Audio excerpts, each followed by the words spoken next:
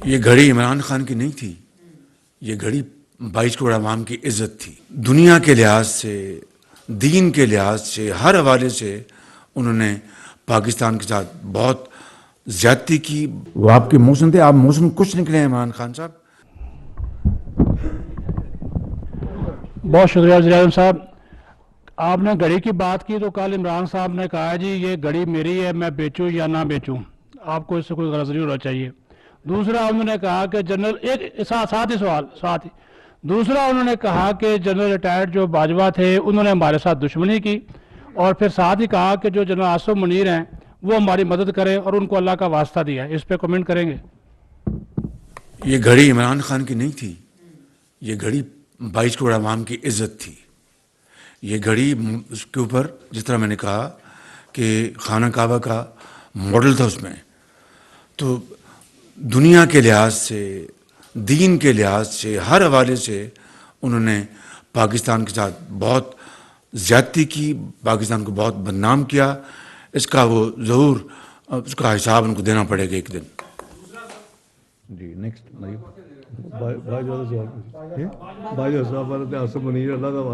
भाई साहब रिटायर होके अपना मेरे ख्याल में उनको चैन से ज़िंदगी बसर करने दें। इमरान खान साहब को मैं यही कहूँगा कि वो आपके मौसम थे, आप मौसम कुछ निकले हैं। वो आपके मौसम थे, आप मौसम कुछ निकले हैं इमरान खान साहब। इससे आगे मैं बात क्या करूँ। और जो नए सिपह सलार आए हैं, मुझे इंशाअल्लाह अल्लाह ताला के घर उम्मीद है, ये इज़ अ प्रोफेशनल सोल्जर, इनका शाइनिंग कैरियर है। इंशाअल्लाह he is a great Pakistani and Muslim, और पाकिस्तान के जो इस इदारे को मजबूत करेंगे और पाकिस्तान अपने दायरे में रहते हुए पाकिस्तान की भरपूर खिदमत करेंगे इंशाअल्लाह।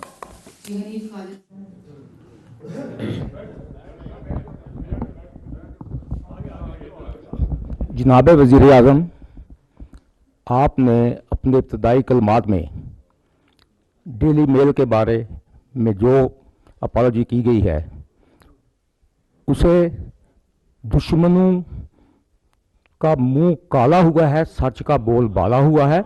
पाकिस्तान के अवाम 22 करोड़ अवाम को बदनाम करने की साजिश नाकाम हुई है। इस पर मैं पूरी कौम अपनी तरफ से आप सबको मुबारकबाद पेश करता हूं। और दूसरे इसहाक डार साहब से मेरा सवाल है कि रात इमरान खान साहब ने ऑनलाइन वीडियो कॉन्फ्रेंस में ये दावे किए कि मार्केट में डॉलर 150 रुपये का नहीं मिल रहा, पाकिस्तान की बरामदात में महाना 18% कमी हो रही है, और डिफॉल्ट का आपने बता ही दिया।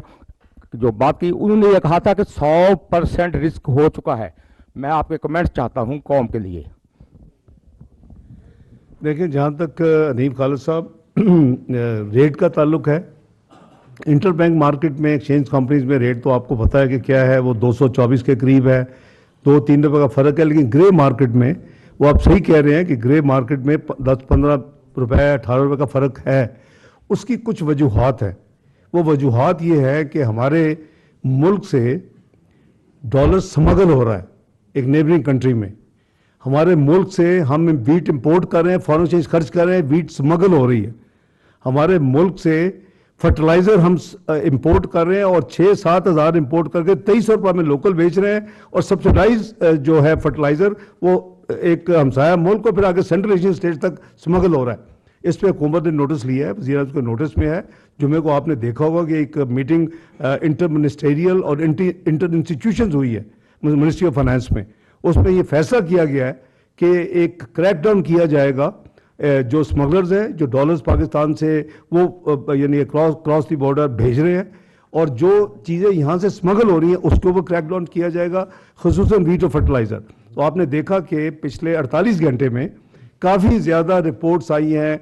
टायर्स निकले कोलों के नीचे से, दिरहम पड़ेगा 36,000 एक सिर्फ सो आप देखेंगे कि ये देखें rate of the government has to be used. अगर हम इसको नहीं करेंगे तो फिर यही होगा जो होता है। तो वो उसकी इजाज़त वज़ीर आज़म ने दी है और मैंने ऑथोराइज किया है सबको। ये उनका मैंडेट है कि बॉर्डर्स को सील करना पड़े तो सील करें, ना यहाँ से अपनी हमारी गंदम एक्सपोर्ट होगी, जिसने खरीदनी है वो डॉलर अपने ले खरीद ले, हमें कोई मसला नहीं है। फर्टिलाइजर लेना 6-7 हज़ार रुपए का इंपोर्ट करें, हमने अपनी आवाम के लिए ये सब्सिडी रखी हुई है।